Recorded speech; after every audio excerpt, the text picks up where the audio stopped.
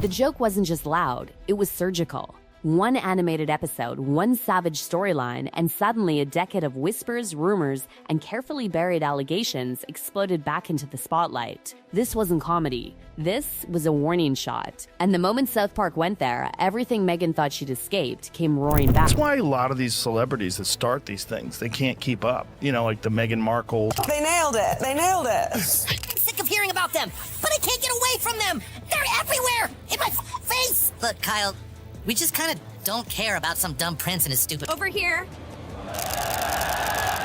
Get a picture. Move it. Smile. Why are we so mad today? Because we want our privacy. Park County Police Station, what's your emergency? Yeah, the neighbors across the street are setting off fireworks and it's 10:30 at night. Oh, is it the Prince of Canada and his wife who just want to be left alone? Yes, they're being super loud and I'm trying to work on my brand. Could it be a mystery for the ages? Meghan Markle, they've just learned the hardest of lessons, which is, if you start a brawl, do not be surprised if you end up getting punched twice as hard. In fact, South Park has just knocked them out. Help, it's right here. Take that, B. Wait, not you. Ouch, you hit me. Gotcha now. My head. Where did it go? The place will be on fire. But yeah, I mean, the fact that they're going to go after a cartoon, try to sue a cartoon, tells you all you need to know. They've gone after every person and their dog, every celebrity, everyone in history. I don't think. Almost. Oh no! Oh, my vest! Are you kidding me? Mercilessly skewered the pomposity and absurdity, actually, of the Duke and Duchess, as you quite rightly say. And you know what they did, I think, really well in this episode. Isn't this just like a movie? Oh, for the love of everything. We can watch the sunset together. We're gonna die here. And look, South Park is known for satire and for mocking people. No one is safe. This isn't the first time they've done an episode on the royal family, but this particular episode was quite scathing and the grains of truth that it held. And I'm not sure how the Sussexes are taking it. Obviously, it is a cartoon. Meghan's buying it kosher, and I don't think there's much on the inside. There's talk that the royals are going to sue over this episode now. Would you recommend they do that kosher? South Park didn't just crack a joke, they detonated a bomb. An entire episode aimed straight at the one scandal that's followed Meghan for years. The one everyone was told never to talk about. The yacht rumors, the whispered invitations, the unspoken transactions. And suddenly, in animated form, it was all there. Bold, unfiltered, and laughing in her face. This wasn't subtle satire. This was exposure disguised as humor. And the reason it landed so hard?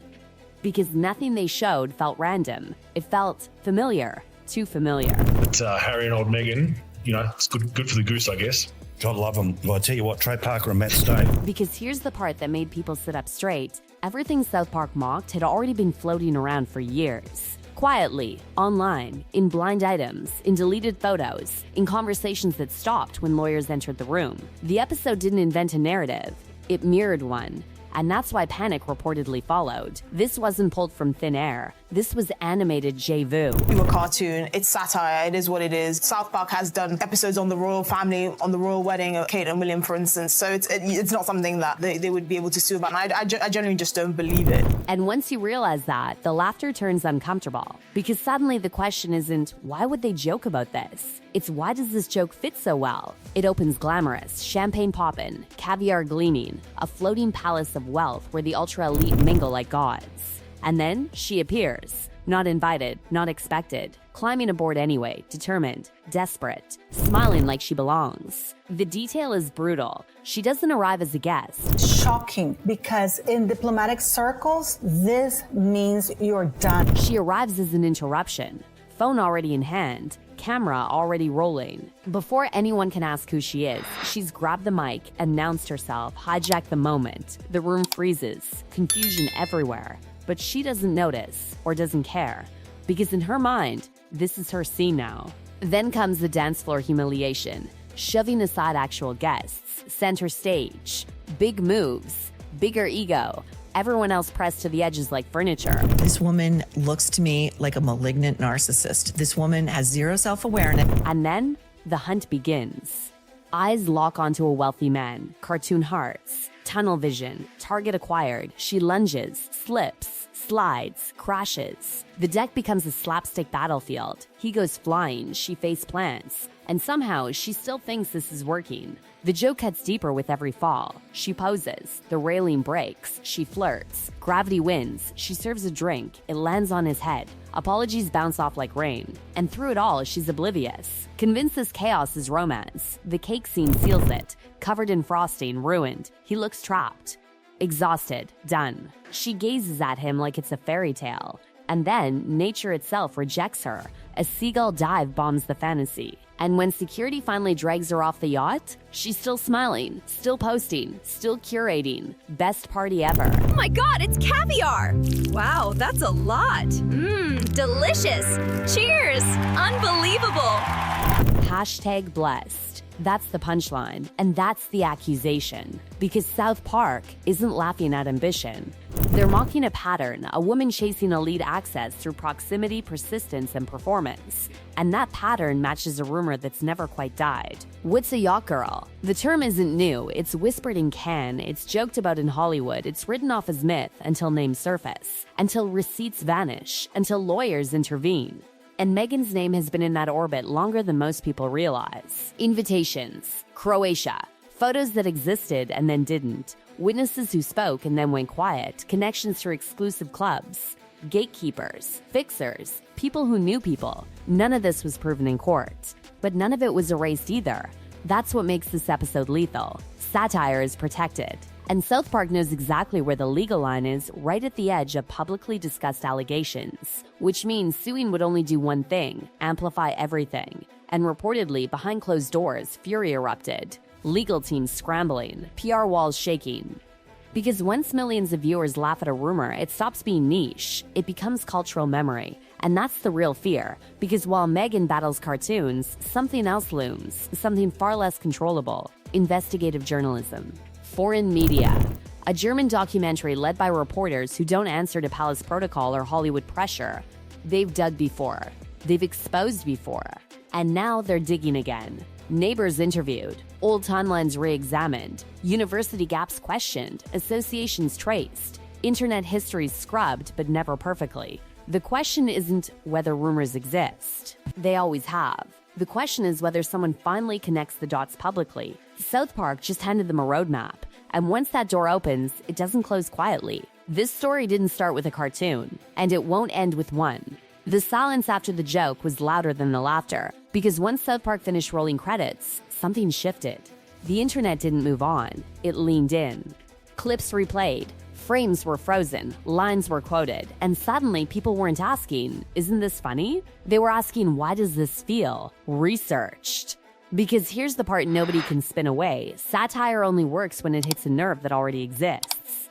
And this one hit bone. Behind the scenes, the mood reportedly wasn't amused. It wasn't ironic. It wasn't dismissive. It was rage. The kind that comes when a narrative you spent years polishing gets dragged back into the mud by a cartoon wearing sunglasses and holding champagne. What terrified them wasn't the episode. It was the timing. Because while the animated yacht was making millions laugh, a real investigation was quietly lining up its receipts. And unlike Hollywood gossip blogs or anonymous commenters, this one didn't care about being liked. It cared about documentation. German journalists don't play the palace game. They don't bow to celebrity optics. They ask questions until answers bleed. And the whispers say this documentary isn't about vibes, it's about timelines, names, connections, gaps that don't add up. And that's where the panic really set in. Because once you start mapping movements, who was where, when, and with whom, patterns emerge. Invitations overlap. Trips align. People appear in the same circles before they were supposed to know each other. And suddenly, the fairy tale origin story starts looking edited. That's why the old rumors came rushing back the moment South Park aired. Not because the show created them, but because it reminded everyone they were never resolved. Why were certain photos scrubbed so aggressively? Why were legal letters sent so quickly? Why were witnesses allegedly silenced instead of disproved? And here's the detail critics keep circling back to. If something is completely false, the instinct is denial and proof. If something is inconveniently muddy, the instinct is suppression. People noticed who sued and who didn't. They noticed which allegations triggered instant responses and which were met with absolute silence. Because silence is strategic, and sometimes it's louder than a courtroom. The Yacht narrative refuses to die because it exists in the gray. No convictions, no confirmations. Just too many overlapping accounts from people who claim they were there, not chasing fame, not selling books, just talking after the fact. And South Park turned that gray into neon. That's the Streisand effect in action. The harder you try to bury something, the more oxygen it gets. And suddenly, people who never cared before are Googling terms they'd never heard last week. What is yachting? Who attends these events? How do actresses end up there? Once curiosity takes hold, control is gone. And control has always been the real currency here. Because Meghan's entire public identity is built on authorship of her story, her pain, her rise. Every interview, every podcast, every docuseries carefully framed her as the narrator, not the subject. South Park flipped that script in 22 minutes. She wasn't the voice anymore. She was the character. And characters don't get rebuttals. That's why legal action was reportedly explored but stalled. Satire law is brutal. As long as it references already public discourse, it's untouchable. And suing would mean dragging every rumor into sworn testimony territory. Discovery is dangerous when you've spent years deleting. Meanwhile, the internet started connecting dots that had never been lined up in one place before. Old invitations, archived social media posts, industry anecdotes resurfacing from people who no longer had anything to lose, former insiders, ex-staffers, party attendees who suddenly felt emboldened by the shift in public mood. Because once the crowd stops protecting you, the dam cracks. And let's be honest, the crowd has changed. The sympathy well is dry. People are exhausted by the contradictions. Privacy demands paired with constant exposure. Victim narratives paired with aggressive branding. Royal rejection paired with royal titles. South Park didn't create that resentment. It capitalized on it. That's why the episode didn't flop. It went viral. Memes spread faster than press statements. And every attempt to suppress them only made them multiply. Clips reposted. Parodies of the parody, commentary stacked on commentary, and looming over all of it, that documentary. The one that doesn't need jokes. The one that doesn't care about feelings. The one reportedly asking the exact questions South Park mocked. Who was she with before the palace? How did she gain access to elite circles so quickly? Who vouched for her? Who cleaned up after? And most dangerously, who remembers her being there? Because memory doesn't disappear just because Google results do. If even a fraction of what's being whispered makes it to broadcast, the cartoon will look gentle by comparison. That's the nightmare scenario, not ridicule, confirmation. And here's the cruel irony. If none of this were true, it would already be over. A single airtight rebuttal. One definitive timeline. One transparent explanation. Instead, we get deflection, outrage, victimhood, silence, and silence invites speculation. South Park didn't end Meghan's story. It cracked it open. Now the narrative belongs to everyone else. And once that happens, you don't get it back. Because jokes fade, investigations don't. And when the dots finally connect, whether they prove guilt, exaggeration, or something messier in between, the one thing that will never return is control. This was never about a cartoon. It was about what the cartoon reminded people to ask.